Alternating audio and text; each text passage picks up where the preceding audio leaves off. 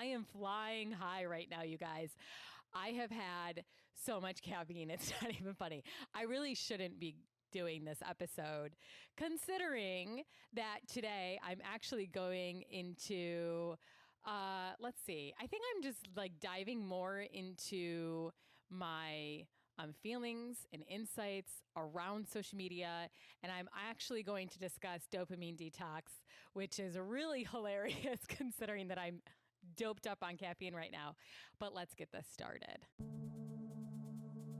Welcome to Connected, where no topic is off topic. I am your host, Kimberly Dam.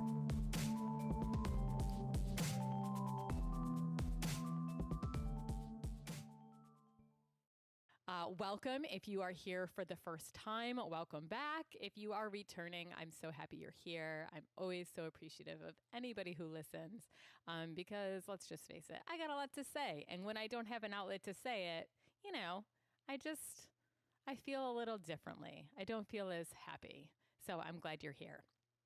So anyway, social media is basically dead to me anyway. It's for those of you that may recall, I did a social media, I did an episode called Social Media Undecided. Probably, let's see, was it like this time last year? I think it was around this time last year, maybe a little bit later in the year. But anyway, it was Gabby Zakaria and I went into kind of detail around our own experiences with social media from a business standpoint as well as a personal standpoint. And we kind of talked about the ways in which just, our own insights about it and whether or not it served us at the time. So I don't want to recap too much of that information here. If you want to go back and listen to that, you are more than welcome. Again, it's called Social Media Undecided. But today, I kind of want to go into more specifics. And actually, well, I just said that I don't want to go into too much detail. I guess what I'm saying is I want to, this is kind of like the finale, because for those of you that don't know, I have officially left social media, I believe, for good. So this is kind of me reflecting on my experiences, basically since the launch of Instagram over the past, let's see here. I think Instagram launched in 2011 or 12. So about like 8 years. But anyway, yeah, this is kind of like my wrap up insight. And then I'm going to go into kind of talking about dopamine detox, because that phrase came up a lot when I started to share with people that I had started to kind of decrease my involvement with social media and not be so engaged. So anyway, I will kind of go back, but not recap as much as I did in Social Media Undecided. So anyway, I was predominantly, I would say that I was predominantly involved and engaged with Instagram. Because for those of you, again, that don't know, I own a photography business and Instagram is all about photos. So from the launch of Instagram to like 2016, right up, I would say, to 2019, I was very active on Instagram. However, I can say that from a business standpoint, I would say my involvement in my push of my business was really from the launch to 2016, because I believe the algorithm changed in 2016 from chronological to basically just showing whoever had the most engagement at the most predominantly in your feed. So anyway, just things that I noticed, I felt that honestly, my engagement was probably the best in 2016. After that, it kind of went down.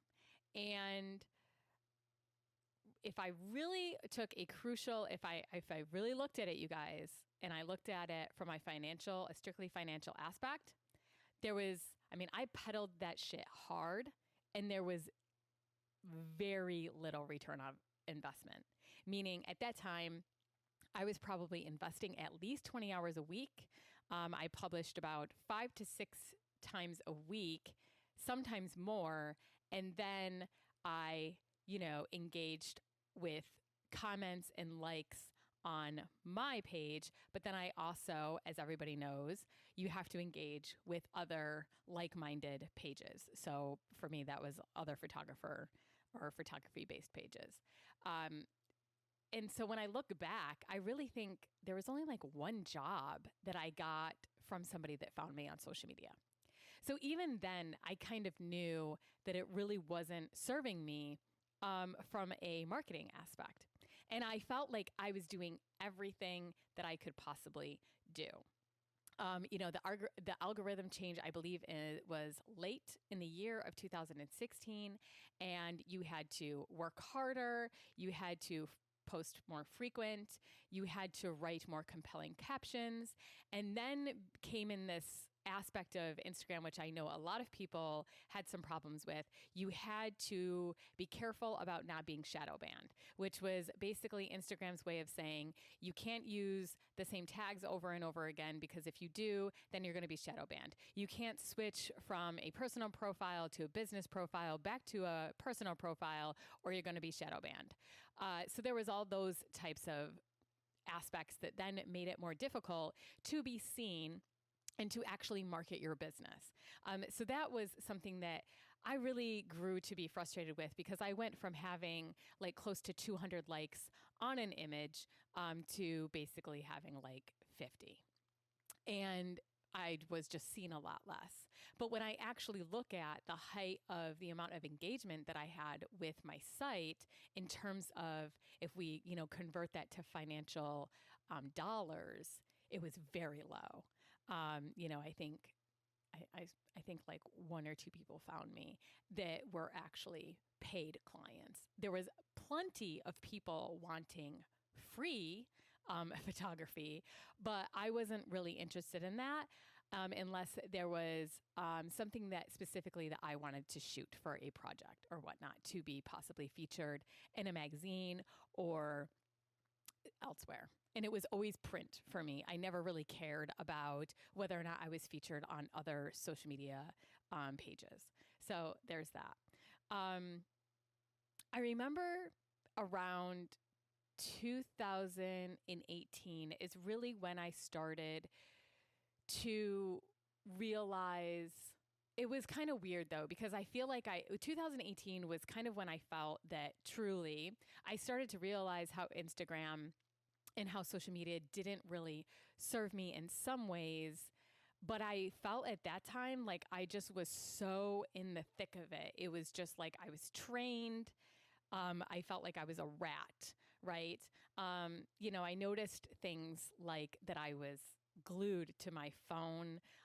Comments, again, in direct messages needed to be responded in a certain amount of time in order to stay higher up in the algorithm. You had to post nearly every day and you have to engage. So I just felt like it kept me glued to my phone. That was one way that I noticed it didn't really serve me. Obviously, I had already kind of made the deduction in 2016, 2017 that my actual putting in like 20 plus hours a week into social was not really getting me a lot in terms of return of investment. But then I noticed like other things, it's hard with social. I feel I did a good job of not trying to compare myself to others, but it's very difficult. And I remember actually, I think it was the beginning of 2018, I went through my, who I was following, and I got rid of a lot of photographers that I was following, because I felt that it was kind of having a negative effect on my morale. I was starting to feel like my stuff wasn't good enough. I was starting to feel like I needed to push the envelope more in terms of like if I shot models or other clients for their Instagram accounts, I kind of just felt like I needed to be more edgy. They needed to be more edgy. And honestly, that just wasn't in alignment with who I am. I believe that good photography should basically speak for itself. And I just feel like the more that I had to become something that I wasn't or push something that I didn't think was necessary to do, it just became, it started to feel inauthentic. And at the same token, I think I had this perception that there were a lot of people who were far more successful than I was, simply because they were getting the attention, they were getting the engagement. When in fact, I learned a lot of the people that were directly in my community, a lot of photographers that were local to me were actually not charging for these shoots. They did not make any money. And so, here they are receiving thousands of likes, and it really more or less was just an attention seeking game rather than an actual money making game. So, again, I guess that kind of goes back to little return on investment, but also just like comparing myself in terms of style, in terms of technique, in terms of like how many people I'm able to shoot in a certain amount of time, and whether or not I was making any money, and just kind of believing that people were far more successful than I was when in fact they were just basically trading. The other thing that I kind of noticed how social media kind of didn't serve me was around certain social issues or around certain political issues, I just kind of followed the narrative without critically thinking or doing any research on my part. Meaning, if there was something that somebody had written, and as long as it had seemed well researched and well written, I just kind of believed it instead of actually seeking out arguments that would counter it so that I could have a more balanced perception. And to me, honestly, this has been something that has been happening to us, I would say for probably like the past, where are we? We're in 2020, or 2021. So probably like the last 70 years, I feel that less and less critical thinking has been encouraged, not only within the public education system, but just in general. And so I feel that as a society, we're just kind of more easy. We're just kind of taught to like swallow things for fact rather than actually looking at the other side of things. And I feel that social media kind of helps that, right? Because it's basically showing you what it already knows that you engage with. So I started to notice that. And it's just like when everything just starts to fulfill your own narrative and what you already believe, it's just kind of like weird. I kind of noticed, I was like, I kind of just feel like I'm living in a one-sided perspective of like the world. And so I started kind of branching into kind of just doing my own research around topics. But anyway, the other kind of deduction that I made, and I think I alluded to this a little bit within the episode Social Media Undecided, is that social media kind of has this way, we know that it's addiction forming, and I'll talk about that a little bit later when we discuss dopamine. But the thing is it kind of like turns you into a slave through, dopamine and notifications and all of that. But it also has this way of, it literally is like programming you. It's not only programming you from an informational standpoint because, you're basically only being exposed to things. Not that the algorithm isn't sometimes faulty, because it is, thank God, but it's literally only exposing you to things that you have engaged with. So basically, it creates a lot of bias within you. And also the habit forming idea of it, but also like when you're in it, you feel like it's a lot bigger than it actually is. Social media feels like this big, huge world when you're in it. There's so much to discover, right? Like that Discover tab on Instagram is just, you can just go and go and go. And so it kind of gives you this notion that it's almost like so big that it takes over your existing reality. It takes over real life. That's how it can feel. That it's just this never-ending feed, right? It's this never-ending world of reward, of likes and comments and yeah, so it's just like you literally can just be in it forever, and so it's all consuming. And I just found that it literally kind of just turned me into a non-thinking person. I noticed that like when I grabbed my phone, it was usually the first thing that I went to in terms of apps, and you start to notice that you just like automatically do it. And that was that, that's not cool. So in 2000, I will say like in 2000 in late 2019, it was kind of like a weird internal shift in me. It came out of like nowhere. I actually went to New York for Thanksgiving, and I posted some while I was there, but when I got back, I kind of like felt the need to take a break. And what happened was I literally took the break, but I wasn't aware of the fact that like one day led to like 3 days, and then that led to like 2 weeks. And I was really surprised at this because I really felt that I was heavily addicted at the time. Not only was I actually had lowered my posting and was more on Instagram stories because honestly, I'm rather, I feel, I don't know, like Instagram stories, I felt like just kind of fit me better, especially at the time, considering what I was experiencing in terms of like trying to market my business and also just where I was at, I guess like mentally speaking, or where I was at spiritually speaking. Like there were things that I wanted to talk about that weren't exactly like that had any correlation to me owning a photography business, if that makes sense. So anyway, so yeah, I kind of like experienced this internal shift that was very unconscious, honestly. I felt that it just came very naturally and I didn't really have to work at disengaging. Now, I will say this.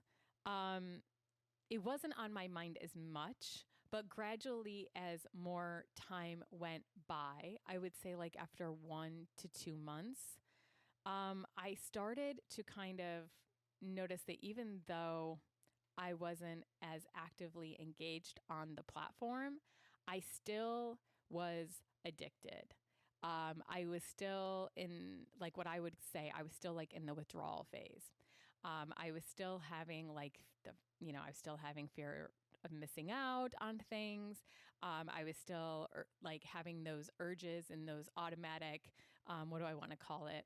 Like the muscle memory to like pick up your phone and click on that little square. And then just to overall kind of be engaged. And what was interesting is I kept, it was an interesting time where part of me removed the app from my phone and then I would only download it like once a week to just check everything. And then I would, basically delete it from my phone again. But I still felt like the need to keep my like finger on the pulse. And there was still like the addiction quality to it where like I would still go and pick up my phone and just like the square wouldn't be there. And so then I would have to download it. And I did think that that kind of helped because then you have to take that extra step and decide whether or not it's worth doing it. So you can bring more mindfulness to it. But I definitely would consider me still addicted to social at that point. From probably like 2019 to I would say predominantly like the middle of 2020. I think I was still having to break the addiction. I was still like experiencing those withdrawal symptoms. The other thing that kind of came into play of why I kind of had to download it every single week is at the time I was still posting on behalf of another organization. So I had to, in some ways, keep my finger on the pulse, even though for that organization, I didn't really see that social media was really serving them, in which I'll get to how I was able to get rid of that entirely here soon. But the other thing that I noticed is that when I did want to go on Instagram, it was mostly when I was feeling like unseen, or like my perspective wasn't being heard. And the real unique thing about this is, I will say, and I believe that I talked about this in Social Media Undecided, but something that was like a real massive rude awakening for me is people that were engaged with me on social, I thought would honestly reach out to me just as much once I left. And that was not the case at all. It was actually quite sad, because I looked at how much support I got by being on a social media platform versus like in real life. And what was interesting is there were several projects that I picked, that I kind of picked off after I left social media, that I looked to for support from individuals that I thought would support me, and they didn't. And so that was kind of like a rude awakening. I think social media just kind of can present a really fake narrative, a fake reality in which we think that we live in. And then when we leave and we're no longer getting those likes and those comments, or just like the direct messages, the responses to our Instagram stories or whatever, we think that like we're being supported, and we're really kind of not. So I noticed like I was directly seeking it out because I felt that like I wasn't being as unseen or as seen anymore, and I wasn't feeling as connected anymore, simply because I wasn't on the platform. So so basically that basically brings me to like the middle of 2020. And, I was on it probably till like periodically, like I said, I picked off a couple other projects. So I created pages. I created a page for Connected. I created a page for the Hug Clinic. And yeah, it kind of came to like the end of 2020, and I was finally able to just realize that my values no longer aligned with social media as a whole. And I had a lengthy discussion with the organization that I was posting on behalf of as to whether or not I felt that using social media was the best strategy for us to market the organization and whatnot. And they allowed me to step away from Instagram completely, and now we're considering other options. And I'm thankful for that, because now I have absolutely no reason to be on any type of social media. And it's really been, now I feel like I'm finally moved into that place of I no longer feel addicted to it whatsoever. I haven't been on, I haven't downloaded it whatsoever for the past 2 months, or 3 months, almost 3 months. And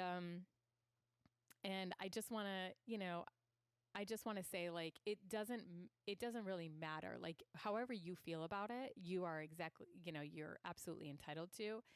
It's just, there were like, when I looked at the pros and the cons, there were far more cons.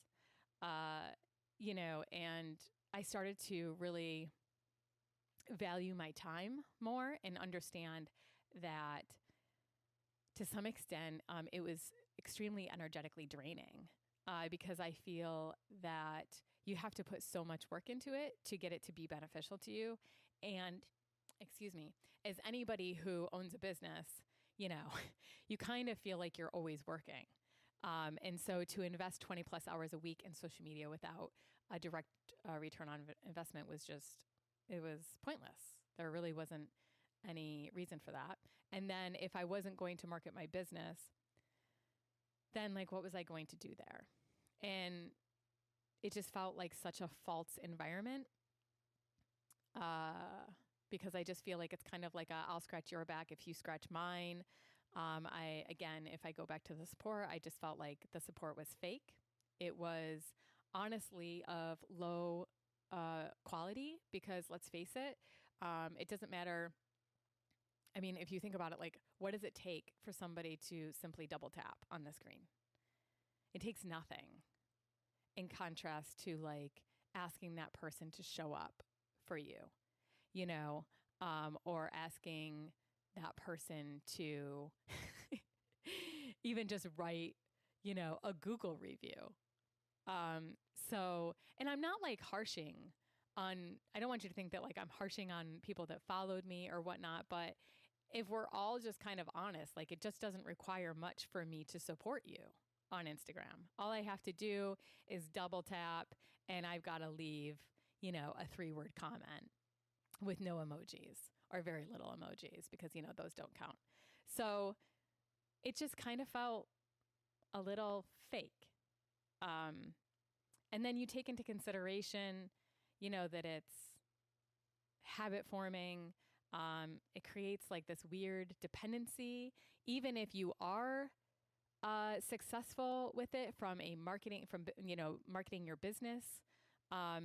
It kind of creates this idea that like it's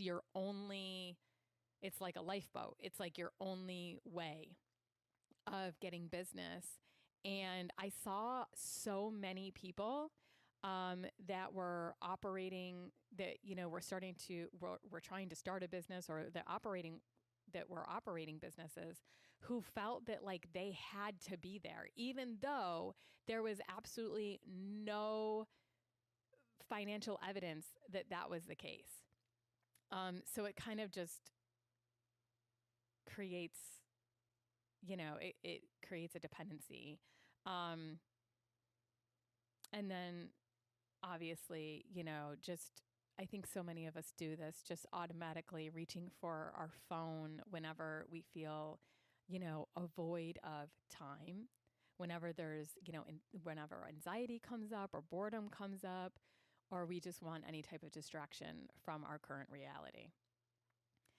And I think the final kind of nail in the head was when I looked at it.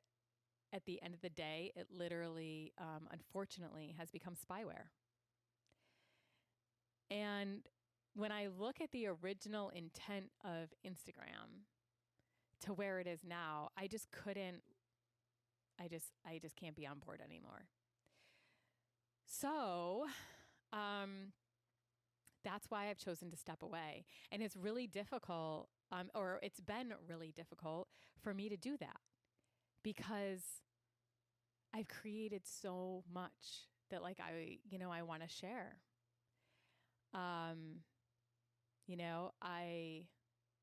I've started Nafal About a Living, which is, a collection of watercolor paintings. I've created the Hug Clinic, which is literally an organization that is dedicated to hugging.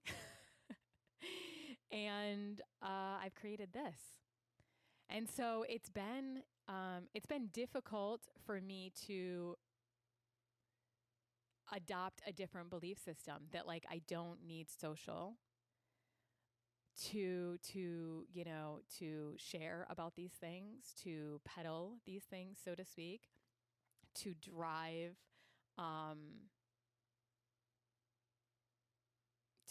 people to those pages, to drive engagement. It's been, I think that is like a really difficult thing, is to rewrite that belief system when, it's been ingrained in us in every single aspect, from a personal aspect. Like, unless you're relevant, like unless you're on social media, you're just not relevant. That's how many times have you heard business coaches say that? And, I always fall back on the idea, like what you believe is basically what works for you. So if you believe that social media works, then maybe it'll work. But I don't know. Like, I feel like social media is like the thing that I honestly did believe that worked, and I put in the energy to make it work, and it didn't work.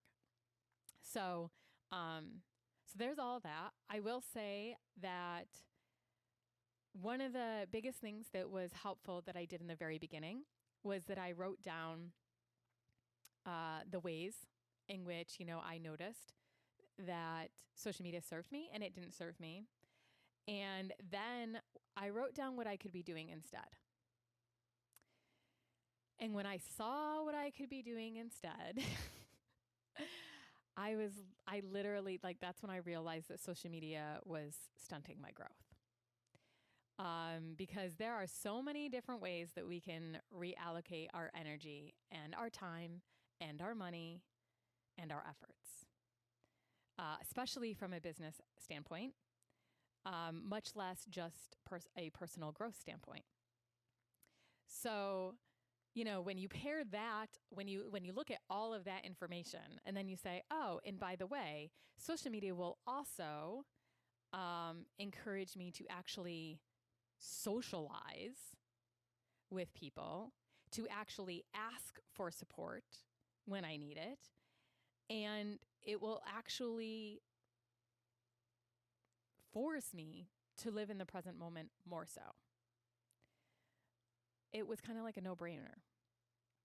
But I think like writing all of that down was really helpful. So now, like, I'll get into discussing the phrase that kept popping up when I kept telling people, oh, I'm stepping away from social. I'm stepping away. It's so funny. I don't know if you guys have heard, but there's this thing going around. It's called the dopamine detox or dopamine fasting or whatever you want to call it. And I've been asked about it on several occasions because people are like, oh, does it work? Is that what you did? And basically if you're not aware, we're just going to go back, we're just going to go back to biology for a second because some people aren't really familiar with what dopamine is, or if they are, it's kind of just like one perspective of it. So dopamine is a neurotransmitter made in the brain. Basically, it acts as a chemical messenger between neurons and is released when your brain is expecting a reward. So basically, when you come to associate a certain activity with pleasure, mere anticipation can be enough to raise dopamine levels. It could be anything from food, shopping, sex, a notification on your phone, or just about anything else that kind of you enjoy. But usually, I will say that dopamine is kind of considered, unfortunately, like the way that a lot of people phrase it is it's like the pleasure chemical. And that's simply not exactly true. It was actually, I would honestly consider it more of a chemical in the brain that is related to motivation. And so it's released it's actually released to motivate us to do something. So when you're talking about dopamine detox or fasting, okay, so just to give credit where credit is due, this is not something that just somebody on YouTube decided to come up with. This was created by Cameron Sapa, which is a clinical professor of psychiatry at the University of California, San Francisco. He's also, I guess, a life coach. He developed the practice in 2019. Basically, he observed that dopamine interferes with our ability to sustain attention, regulate our emotions in non-avoidant ways, and enjoy simple tasks that seem boring by comparison. He subscribes to the idea that the more we're exposed to the exhilaration of dopamine, the more we need to pursue higher levels of stimulation to achieve the same effect. In other words, we may be getting too much of a good thing, especially when that good thing reinforces behaviors that are out of line with our values. And so therefore, detoxing from it, even if only, some people believe even if only for 24 hours, it allows our brains to recover and restore itself, making it easier for us to break addictions and other harmful habits. Okay, so basically the idea is that there's certain levels to dopamine detox. Okay, first you might start with social media. You might start with like no no playing video games, no, no sex, no, just basically anything that you would consider highly, highly pleasurable. Okay, even down to exercising or sports. You would basically go like 24, 48, 72, however many hours you want to go without this stuff, in the idea that it's going to reset your dopamine levels. Well, that's not how dopamine works. And so you cannot do that. However, obviously, abstaining from any pleasurable activity can bring more mindfulness to it, but simply, this idea of removing the temptation does not actually prohibit you from participating in the activity in a negative manner. So, like, for example, my act of removing Instagram from my phone is not what broke my addiction to Instagram or social media.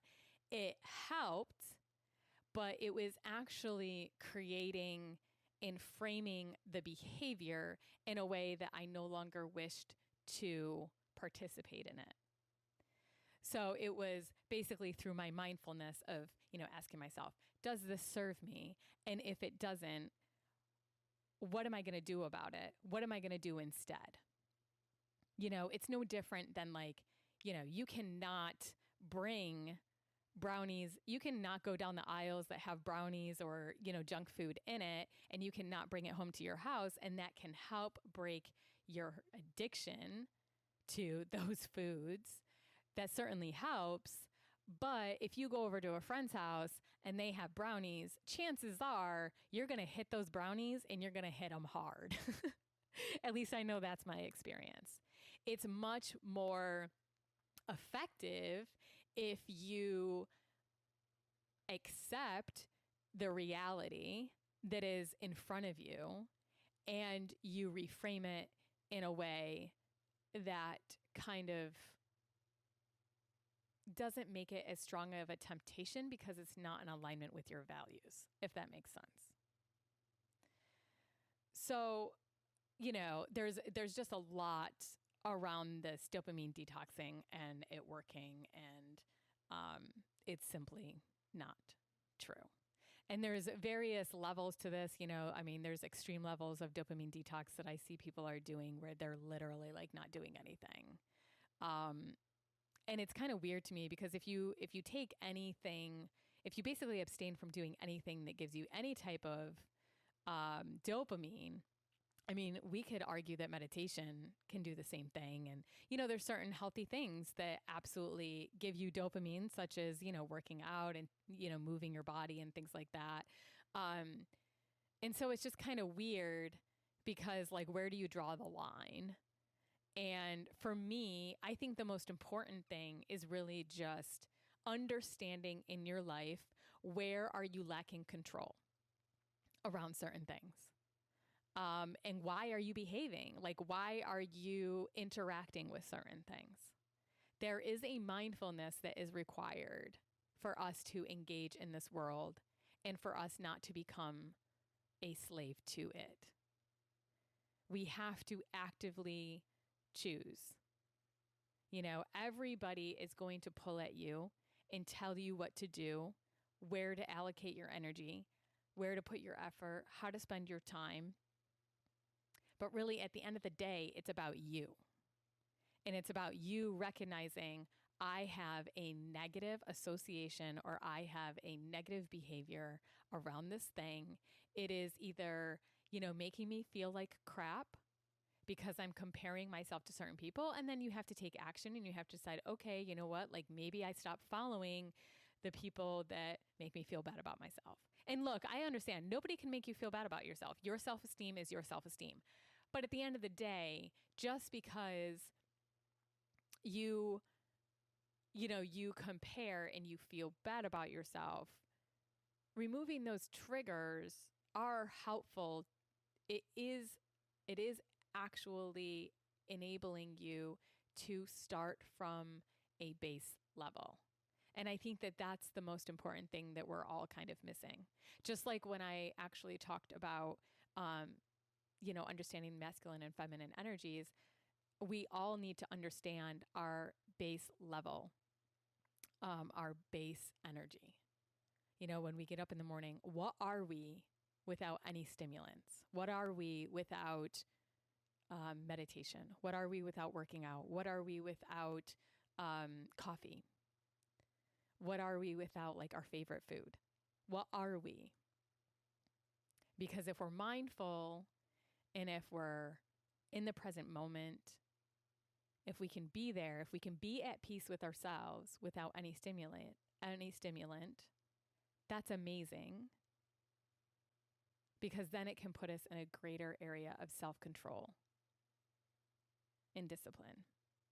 And so then we're just not, outsourcing our energy. And now, and not only do we outsource our energy with social and with other, habit forming things, we're also outsourcing our reality. So it's really important to understand that and to try to check ourselves, because nobody else is going to do it. So yeah, all I can say is maybe just think about it. Think about it. Because social media and what its, I would say its mission or its goal was when it was originally created has drastically changed. And if we want something different, we can create something different, but we have to choose. We have to choose. We are the ones that we've been waiting for. I don't know who said that. But anyway. Okay, you guys, I think that's it. That's all that I want to say about this. Again, this is just my personal experience. It's just my own insights that I've taken away from being so deep in the rabbit hole of social media to kind of climbing my way out. And I'm not going to lie, like it definitely was not easy. But these are, I just wanted to share because I do feel like a lot of people are really trying to get a handle on this. And it's not just social media addiction. I'm seeing a lot of people who are trying to get a handle on a lot of addictions, whether that's porn, whether that's,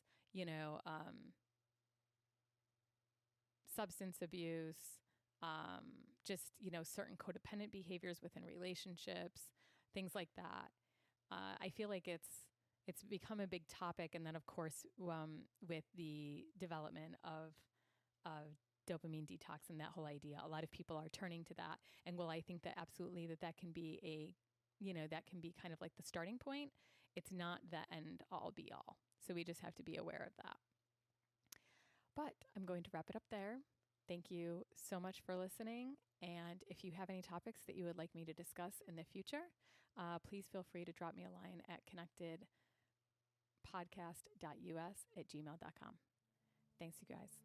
Stay well and stay connected.